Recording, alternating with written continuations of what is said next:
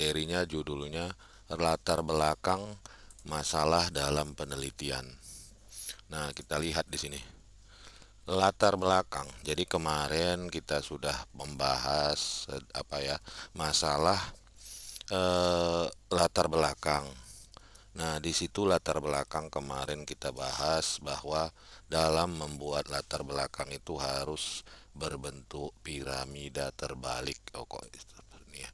Berbentuk piramida terbalik. Jadi di atasnya luas yang bagian umum kita ceritakan hingga nanti mengerucut. Nah, setelah latar belakang, yang kita lakukan pada tahap berikutnya adalah bagaimana merumuskan masalahnya. Nah, kalau seandainya kita lihat contoh ya, seperti judul berikut ini, pengaruh elektronik word of mouth ya, dan rating terhadap keputusan pembelian pada situs e-commerce Lazada. Nah, di sini kita lihat ada tiga variabel, yaitu dua buah variabel bebas, yaitu electronic word of mouth dan rating, dan satu variabel terikat, yaitu keputusan pembelian. Nah, dalam kita melihat ini tentunya kita lihat bahwa yang akan mempengaruhi adalah word of mouth dan rating. Yang akan dipengaruhi adalah keputusan pembelian.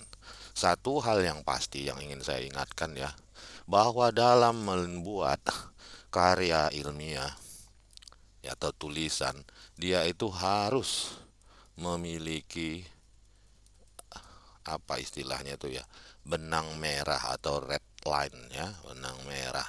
Artinya apa? Adanya kesinambungan dari awal sampai akhir. Jadi, nah, kenapa saya bilang begini? Karena nanti kita semua itu berhubungan. Contoh ya, kita lihat di sini. Nah, kita coba lihat bagaimana ya, bagaimana dia membuat permasalahan penelitiannya. Kita lihat ini masih pengantar bab satu bla bla bla bla. Nah, ini dia di sini merumuskan masalah. Sering sekali termasuk. Nah, di sini kita lihat dia mengatakan bagaimana pengaruh electronic word of mouth. Satu, bagaimana pengaruh rating terhadap keputusan pembelian. Dua, bagaimana pengaruh word of mouth dan rating terhadap pembelian. Nah, kalau mungkin dosennya yang tidak begitu paham ya, pasti dia ACC saja ini. Ya, tapi sebenarnya saya kan mengajar. Jadi, kalau dilihat di penelitian ini penelitian termasuk dalam kategori penelitian kuantitatif. Maksudnya apa kuantitatif? Tentunya dia termasuk dalam hitung-hitungan ya. Nah, kalau dalam hitungan tentunya ya, untuk menyelesaikan satu-satunya cara adalah dengan statistik. Nah, jadi kalau kita lihat, jadi untuk memecahkan ini harus menggunakan statistik kalau dia penelitian kuantitatif. Nah, permasalahannya, jadi ini pun saya serba salah gitu. Kalau saya bilang yang pertanyaan penelitian seperti ini salah, ya, seperti ini salah, banyak dosen menganggap ini benar. Kenapa? Kalau yang saya sebenarnya ya, ini tidak boleh seperti ini. Tidak ada pertanyaan bagaimana. Pertanyaan yang diawali dengan bagaimana ini dapat dijawab oleh statistik. Ya, tidak ada. Pertanyaan yang bisa dijawab oleh statistik bukan dengan bagaimana. Ya, jadi statistik hanya bisa menjawab kalau ditanya apakah. Nah, ya, cuman kadang kita bilang gini dosen tidak setuju gitu. Ya, kenapa?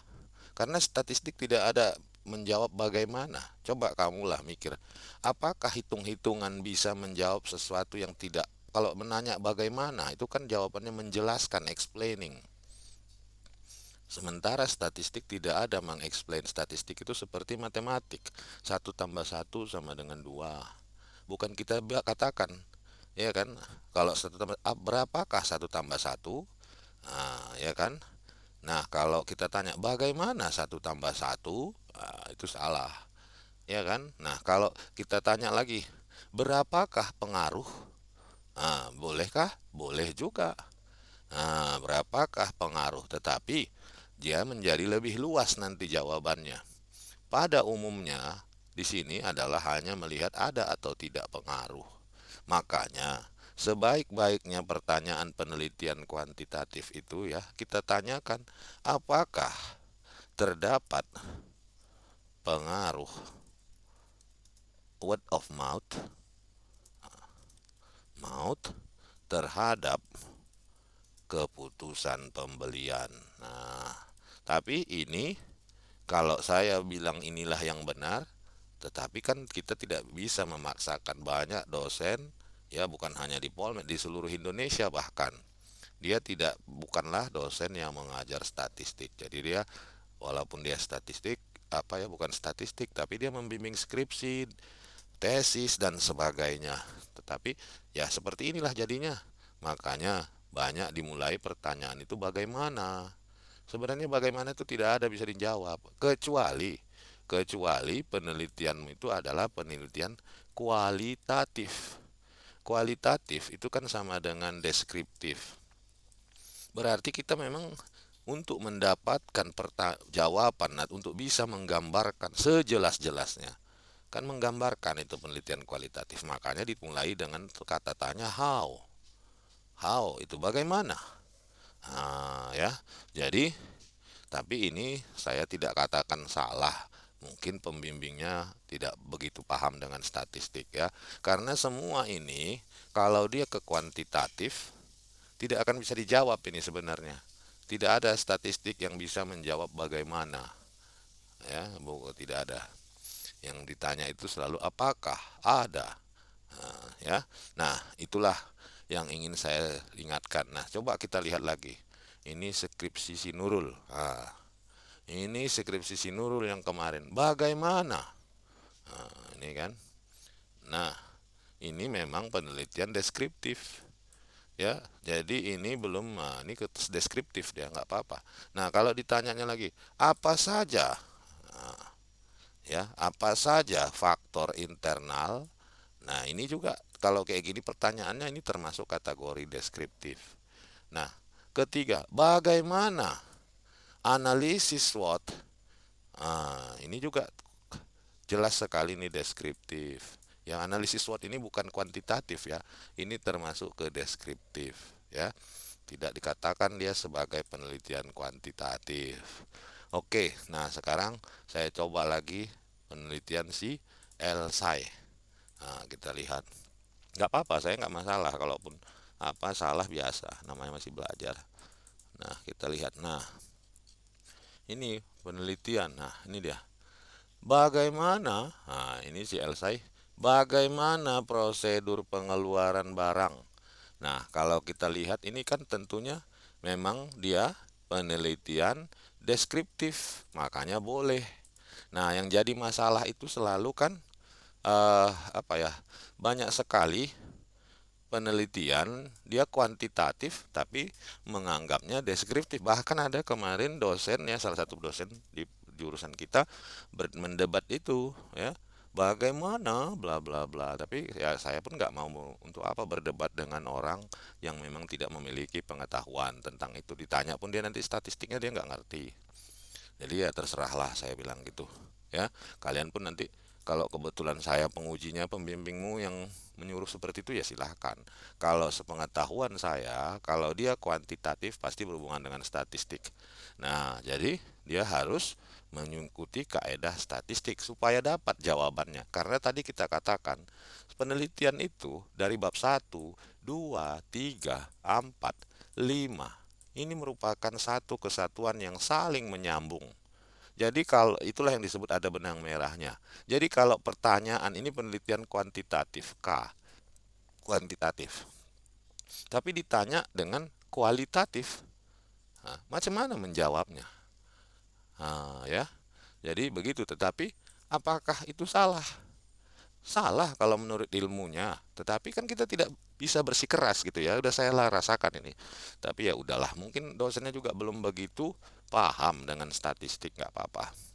Nah, selanjutnya yang kita lihat tujuan penelitian. Nah, ini juga harus bernyambung dengan permasalahan penelitian. Nah, kita lihat contohnya di sini. Yang tadi mengenai word of mouth rating dan sebagainya. Nah, di sini jadinya dia bikin di sini untuk mengetahui dan menganalisis bagaimana pengaruh word of mouth rating terhadap keputusan pembelian. Nah, kita lihat lagi. Ini masih satu. Jadi tadi ah, lucu ini. Nah, gini kan. Jadi disimpulkannya coba perhatikan. Tadi ada di sini tiga permasalahan. Nah, kalau ditanya kan, dibikinnya tujuannya itu hanya satu. Nah, apakah ini benar? Kalau secara ilmunya ini salah. Tetapi dosen pembimbing itu kan banyak yang tidak memahami statistik. Jadi itu saja logikanya. Bagaimana contoh ya? Ada tiga soal. Contohnya soal matematika. Y sama dengan A, ini atau kita kecilkan. Y sama dengan AX ditambah BX. Persamaan satu. Ini ya, ini kita bikin lagi. Y sama dengan AX ditambah CX. Nah, ada persamaan 3, persamaan 2. Y sama dengan AX ditambah DX. Nah, ini persamaan 3. Hitunglah A, hitunglah B, hitunglah C, hitunglah D. Kan seperti itu kan? Jadi sama. Kalau di sini ada tiga tadi dikatakannya. Sebenarnya ini ya supaya kalian terbuka pikirannya, bukan saya mempersulit, bukan saya lebih pintar, tidak. Tapi memang begitulah segi ilmunya. Contoh, dari mana bisa dijawab? Umpamanya ini lah ya, electronic word of mouth. Nah, nah ini tiba-tiba satu-satu. Ini digabungkannya. Nah, kalau pembimbingmu kebetulan yang tidak paham statistik, ini pasti ini dibilangnya tujuan penelitiannya ini betul. Nah, tapi kalau dia nggak yang mengerti pasti ini salah. Kenapa salah? Untuk menjawab ya, untuk menjawab pertanyaan nomor satu ini saja udah diperlukan uji yang berbeda. Ya kalau dia ini dibutuhkan yang namanya uji parsial atau uji T atau disebut parsial satu-satu dia. Ini kalau di satu lagi untuk yang ini. Soal nomor 2 ini apakah pengaruhnya ada atau tidak? Ini juga uji T. Ya, uji T atau uji parsial. Nah, kalau untuk yang ketiga ini menjawabnya tentunya dengan menggunakan uji F atau digunakan sebut juga secara sering simultan. Nah, coba bisakah kita menjawab soal? Untuk menjawabnya saja udah beda-beda ujinya. Kita satukan semuanya. Nah, jadi itu salah. Ya, tentu salah. Tetapi untuk kita katakan itu salah, kadang-kadang orang yang tidak punya ilmu dia marah. Oke. Nah, kita lihat lagi di sini skripsi Elsai. Nah, Elsai ini kenapa tidak ada tujuan penelitian? Oh, ada di sini. Tujuan skripsi, jangan skripsi Elsai. Tapi nggak apa-apa ya, nanti saya apakan ya.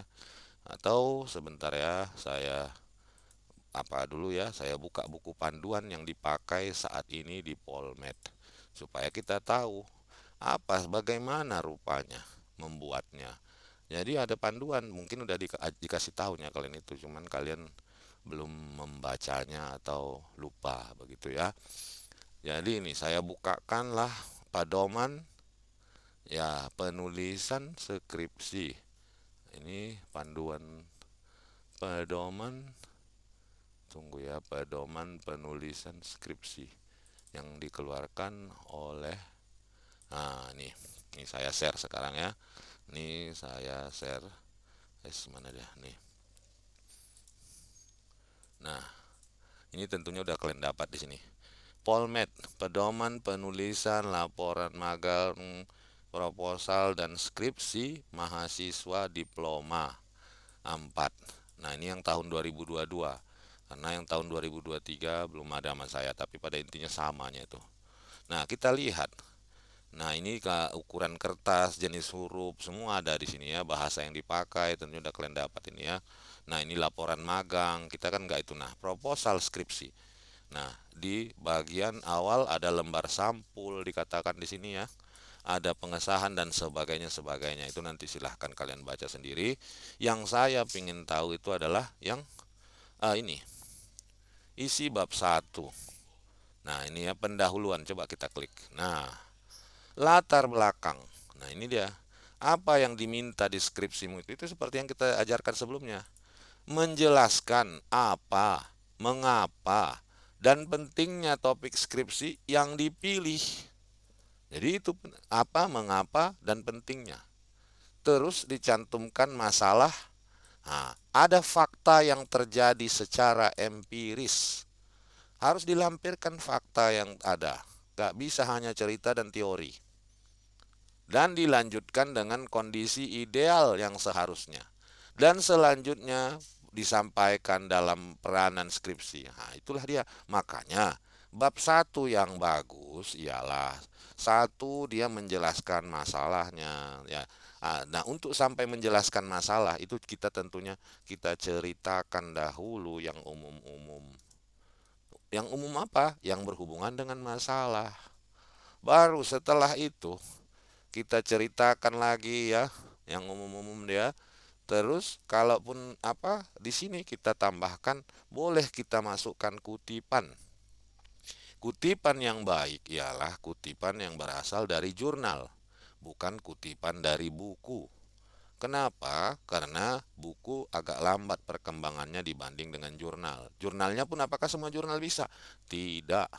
Jurnal itu kita pilih-pilih juga. Jadi banyak jurnal yang di internet itu yang download gratis ya tidak diperiksa sebelumnya. Nah, kita menjelaskan kutipan-kutipan itu juga bagus ya, baik dari buku, dari jurnal, tapi lebih baik dari jurnal. Nah, di sini dikatakan, nah kutipan-kutipan ini tentang apa? Yang mendukung ke masalah ataupun variabel penelitian kita.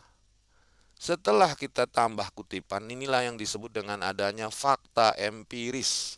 Empiris artinya yang berdasarkan kejadian, ya. Jadi memang betul-betul ada di tempat kita meneliti itu. Baik dapat dia berupa foto, angka, baik dia berupa tabel. Tabel itu tentu dari angka juga ya. Baik berupa hasil. Nah, wawancara.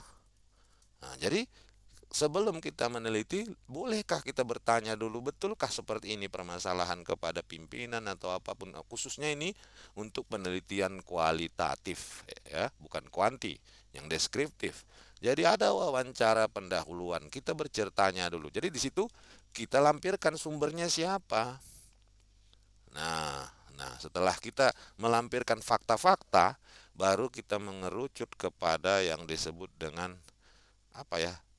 Mengarahkan menjadi sebuah apa? Sebuah permasalahan. Maksudnya apa? Dia makin ke ujung dari pendahuluan kita. Dia harus kita arahkan apa masalahnya itu. Nah, kadang orang malah sampai di ujungnya itu diucapkannya permasalahan penelitiannya. Nah, sampai di sini kita coba dulu contoh dari skripsi masing-masing. Yang pertama, nah dari contoh yang ada ya kita lihat bagaimana ya latar belakang. Sebetulnya sudah saya ajarkan tapi nggak apa-apa. Nah, ini kita lihat. Nah, pendahuluan ini kan dia cerita yang umum, teknologi dan sebagainya. Tadi dia cerita tentang market ya, Lajada. Ini dia ceritakan, ini termasuk fakta-fakta. Kepopuleran Lajada ya. Dia ambil dari similarweb.com. Nah, ini juga ada data pengunjung situs Lajada tahun 2019. Nah, ini seperti inilah. Penelitian harus kuat dia latar belakangnya, ada faktanya. Ya. Nah, yang nggak ada di sini adalah yang kurang ya kalau saya lihat. Tidak ada teori yang dia kutip. Nah, coba atau belum masuk, kita lihat lagi. Flash sale semua masih electronic word of mouth. Nah, ya, coba lihat di sini. Kita lihat. Oh, ada kutipannya di sini. Menurut Ismagilova dan kawan-kawan tahun 2017 dan 18. Ya jelas. Ya, ini memang harus kita kutip, apalagi kita mau menerangkan variabel kita. Jadi kadang ada yang menganggap tidak perlu ada banyak teori. Kalau saya menganggap penelitian yang baik ialah fakta dan teorinya ada dilampirkan di dalam pendukung. Ya karena kita ini siapa? Kita ini bukan manusia yang maha sempurna. Yang tanpa teori orang lain kita bisa tahu suatu masalah, ya. Nah, ini kita lihat ya. Nih, nah, hanya satu dia kutip sebagai teorinya. Yang lain tidak ada. Kalau saya sih bagusnya banyak teorinya juga, apalagi kalau penelitian kamu deskriptif. Waduh, itu harus kuat betul teorinya. Karena outputnya pun nanti hanya berdasar membandingkan teori dengan hasil pengamatan. Nah, ya, inilah tadi berdasarkan panduan, harusnya seperti panduan ini. Menjelaskan apa, mengapa, dan pentingnya, serta mencantumkan fakta yang terjadi berdasarkan kejadian empiris, dan menjelaskan kondisi ideal dan seterusnya, apa peran skripsi memecahkan masalah tersebut. Nah, kita lihat. Selanjutnya ada bab 1.2. Rumusan masalah. Rumusan masalah berisi pernyataan atau pertanyaan tentang permasalahan yang perhatikan di sini. Jadi rumusan masalah itu juga boleh bentuk statement. Inilah dia pernyataan atau questions. Nah, bagaimana yang contohnya bentuk pernyataan? Contohnya itu sering di penelitian kualitatif, ya, kualitatif yang kadang menguji sebuah teori. Nah, itu sering dengan membanding-bandingkan kenyataannya, ya. Kalau kuantitatif biasanya ke pertanyaan dia. Ya. Nah, kita lihat lagi. Sesudah rumusan masalah ada batasan. Nah, ini batasan ini bertujuan sebenarnya untuk mengarahkan pembahasan sehingga tidak mengalami penyempitan dan melebar kemana-mana atau semakin lama semakin menyempit. Nah, coba kita lihat dulu yang skripsi orang kawan-kawan kita, Elsai, coba di sini. Batasannya ini dia ya. Hanya mengetahui prosedur pengeluaran barang. Ya, betul. Dilakukan, ya betul. Udah lama kali kau lakukan rupanya ya, September 2022 sampai November. Waduh, waduh. Coba kita lihat skripsi si Nurul. Batasannya geografis. Ngeri kali, bah. Batasan pengembangan UKMKM. Program faktor internal. Ya. Analisis SWOT. Ya, bolehlah dia untuk menguatkan. Nah, sebenarnya yang tak kalah pentingnya ya, batasan juga, waktu juga menjadi batasan. Karena untuk tempat yang sama, waktu yang berbeda bisa hasilnya berbeda. Jadi, bagus juga kalau dibikin batasannya. Kapan melakukan penelitian ya. Coba kita lihat yang ini. Oh, dia nggak ada membuat batasan ini. Tiba-tiba langsung ke tujuan, nggak apa-apa. Nah, sekarang kita lihat pedoman lagi tadi. Pedoman sesudah batasan adalah tujuan. Oh, tujuan. Oh, memang kalau kamu lihat di contoh ini bacaannya tujuan skripsi. Padahal kalau saya lihat ini nggak perlu diulang-ulang lagi karena kata skripsi harusnya ya, kalau tujuan skripsi, manfaat skripsi, ya udah skripsinya nih. Padahal skripsi ini adalah apa itu yang skripsi? Skripsi itu ialah kalau kamu sudah selesai, kamu jilid, itulah yang artinya skripsi. Nah, sementara ini kan masih proses. Yang ini ya, bukan dari skripsinya. Nah, apalagi ya tujuan saja atau tujuan penelitian, manfaat penelitian. Coba ya kita buktikan ya. Apa itu arti skripsi ya? Kita googling aja atau kita tanya aja chat GPT ya. Bentar saya bukakan.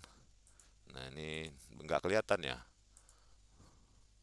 Coba ini ya saya kita share yang mana dia. Nah, ini saya login, kita tanya dulu dia. Oh, salah ya, nanti dia nggak bisa keluar. Saya stop sharing, saya share lagi yang window open AI. Nah ini, nah kita tanya aja dia, apanya arti skripsi, coba jelaskan. Pasti dia nanti, ya tapi nggak, ya beda-beda lah, nggak masalah lah, apa arti skripsi. Nah, kita lihat ya. Nah, karya utuh, program sarjana.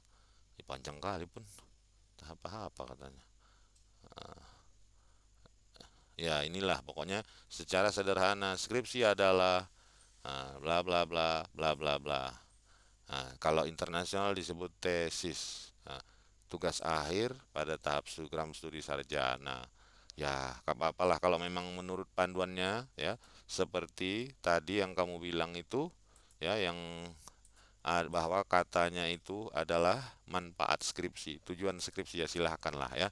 Kayak saya kurang pandai berdebat dengan apa tulisan-tulisan, tapi kalau kamu tanya saya statistiknya, saya bisa jawab bahwa kalau kamu berbohong saya tahu datanya kamu buat asal-asal ya. Tapi kalau yang begini-gini terserahlah, masing-masing ada ahlinya. Oke, jadi disitulah tujuan manfaat. Nah, kita lihat punya si Elsa ya. Tujuan skripsi, nah, mengetahui prosedur. Nah, ya, karena memang ini cuman. Nah, manfaat skripsi, ya kan, kita lihat. Manfaat menambah wawasan. Nah, bukan ini, coba kita lihat panduannya. Apakah seperti itu? Manfaat memuat uraian mengenai manfaat hasil skripsi yang dilakukan pada berbagai pihak. Misalnya penulis, institusi, jurusan. Nah, berarti dijelaskan kalau untuk penulis apa manfaatnya, untuk perusahaan apa manfaatnya, untuk, oh ya dijelaskannya di sini.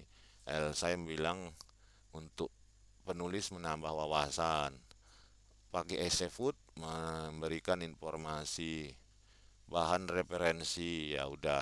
Jadi hal-hal seperti ini ya,